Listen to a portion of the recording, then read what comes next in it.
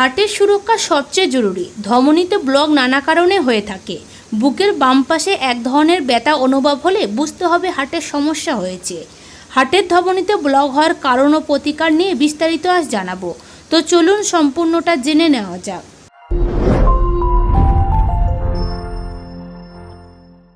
প্রথমেই জানুন ব্লক কী।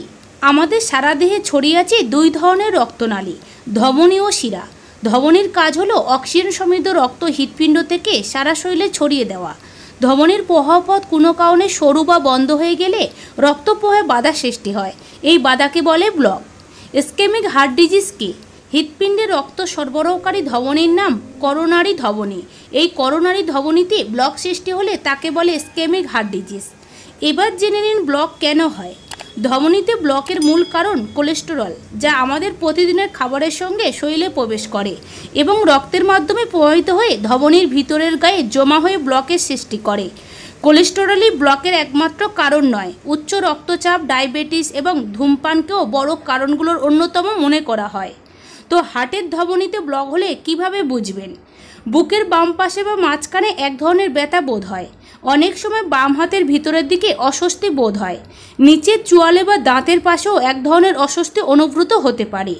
প্রাথমিক অবস্থায় কেবল শারীরিক পরিশ্রমের সময় এই ব্যথা অনুভূত হয় এবং বিশ্রাম নিলে কমে যায়।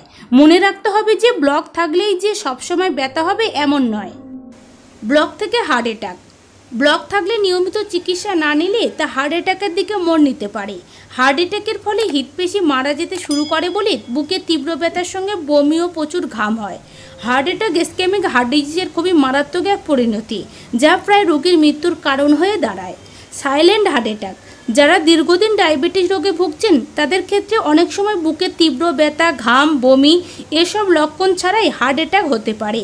একে বলে সাইলেন্ট হার্ট অ্যাটাক। ব্লকের চিকিৎসায় কী করবেন? ব্লক যতই বিপজ্জনক হোক না কেন, জটিল আর 10টি রোগের মতো এরও চিকিৎসা রয়েছে।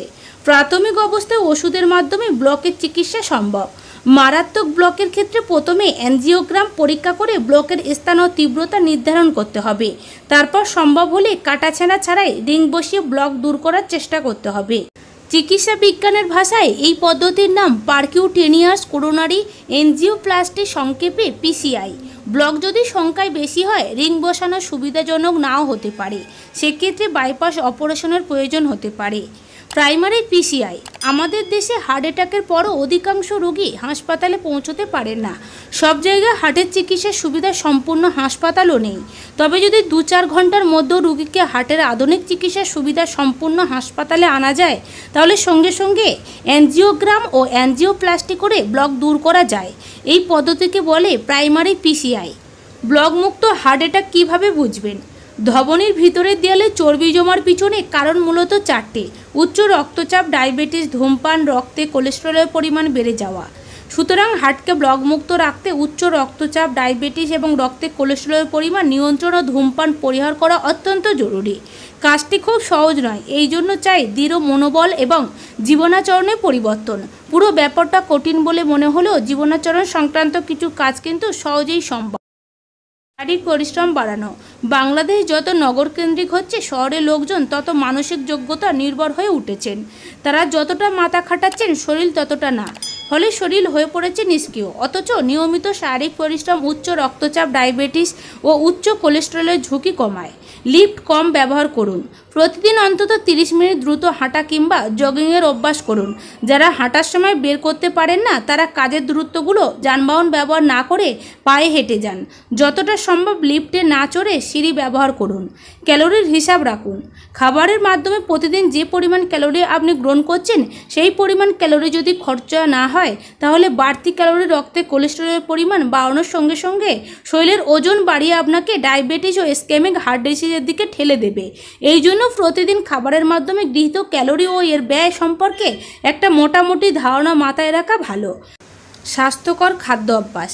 ইসকেমিক হার্ট ডিজিজের ঝুঁকি কমাতে আপনাকে খাদ্য তালিকায় কিছু খাবার রাখতে হবে, যেমন টাটকা শাকসবজি, ফলমূল, মাছ, বিশেষ করে সামুদ্রিক মাছ, বিভিন্ন ধরনের বাদাম, শিম, মটরশুঁটি, সয়াজাত খাবার যেমন তোফু, রসুন, দুধ, পনির, কিছু খাবার পরিহার করা ও স্বাস্থ্যকর খাদ্য অভ্যাসের অংশ।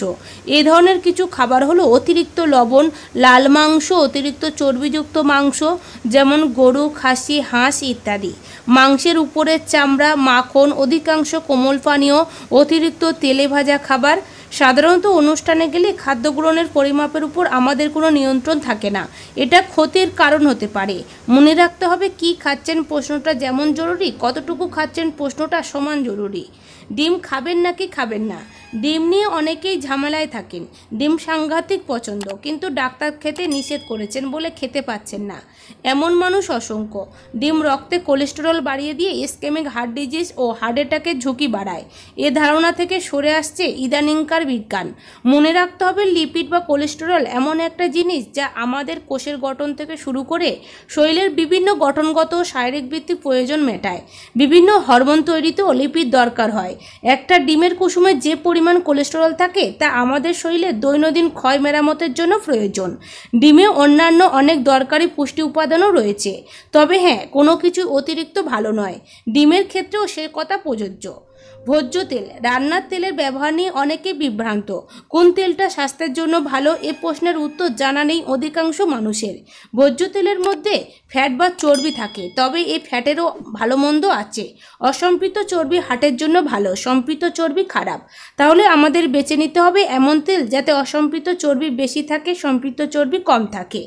ক্যানোলা, কর্ন, জলপাই, বাদাম, সানফ্লাওয়ার, সয়াবিন, সূর্যমুখী এগুলো খেতে পারেন।